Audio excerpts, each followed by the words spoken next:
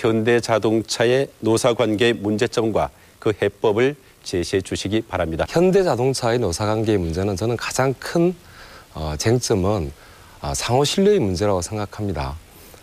지금 98년도 정리해고 때문에 얼마나 많은 노동자들이 피눈물을 흘렸습니까? 그런데 최근 정몽구 회장은 보잉사의 비즈니스 제트기를 900억 주고 샀습니다. 이런 어려운 상황에서도 노동자들이 임금이 절반이 반토막이 나는 상황에서 그런 관계로서는 노사관계를 발전할 수 없다고 생각합니다. 또 사내에 이 중소기업가 혹은 사내 하청 비정규직 노동자들이 얼마나 많은 고통을 당하고 있습니까? 이런 문제를 개별 기업 차원에서 풀 것이 아니라 국민경제 혹은 산별노조 차원이라는 큰 테두리 안에서 상호 신뢰를 회복하지 않으면 이 문제는 굉장히 어렵다고 생각합니다. 이 노사 문제는 기본적으로 신뢰의 문제, 신뢰의 위기에서 비롯된다고 보여집니다.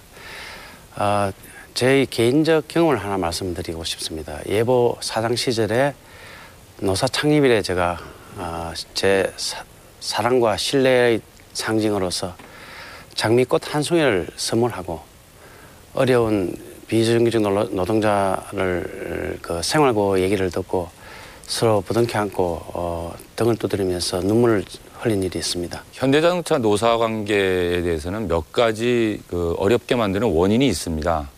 그것은 첫째, 이명박 한나라당 정부가 갖고 있는 잘못된 노동관, 노동정책 때문에 그렇습니다. 또 한 가지는 기업체의 전근대적인 노사관이죠. 이 노조정은 없어져서 좋을 정도의 단체로 보는 시각이 여전히 살아 있습니다. 정부와 기업은 누구보다도 노동자가 살아야 기업이 산다는 관점으로 전향적인 태도가 필요하다. 이게 노사관계의 가장 중요한 고리라 봅니다. 김창현 후보께서 울산으로 이전하는 공기업이 노동부라고 얘기하셨는데 한국석유공사와 에너지관리공단입니다.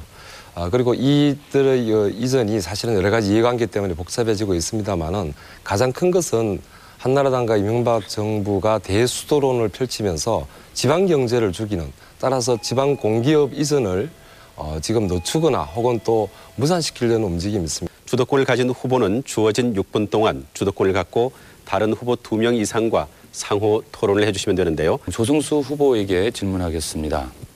조승수 후보는 지난 토론회 과정에서 우리 민주노동당의 분당은 분화이며 그리고 이게 그런 분열 분당하는 것이 불가피했다 이런 말씀인데 그 소신은 변함이 없으시죠?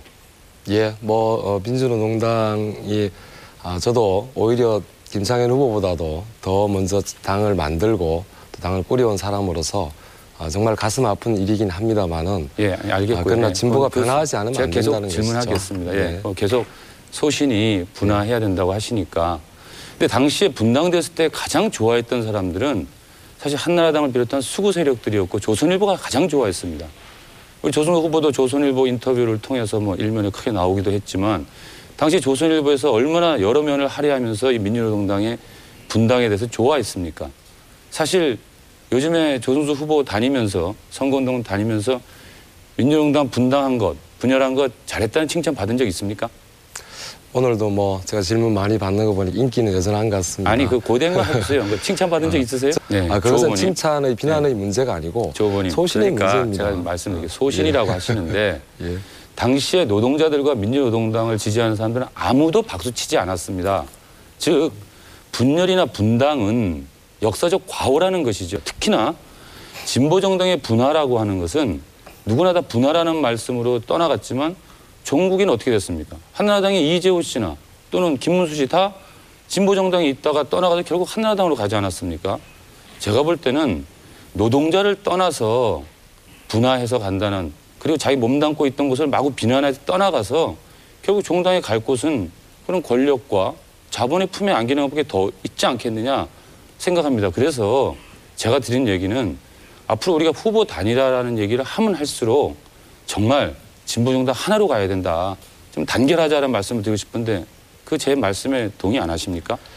김문수 씨, 이재호 씨 같은 경우는 개인이 떠나간 것입니다. 저는 노회찬, 심상정 의원과 같이 새로운 진보, 낡은 진보, 운동권 진보를 벗어나서 국민들과 함께 하는 새로운 진보를 하자고 진보신당을 창당했습니다. 지금 참 사실 박 후보님이 갑자기 공천을 받으셔서 그런지 정책 공약 제가 홈페이지에 들어가 보고 공보물도 봤지만 7조 원 유치, 뭐 7번이 제 기호라서 기분은 좋습니다만 7조 원 유치 11만 개 일자리 창출. 사실 이것은 우리 북구의 올해 당초 예산이 123억 정도 됩니다.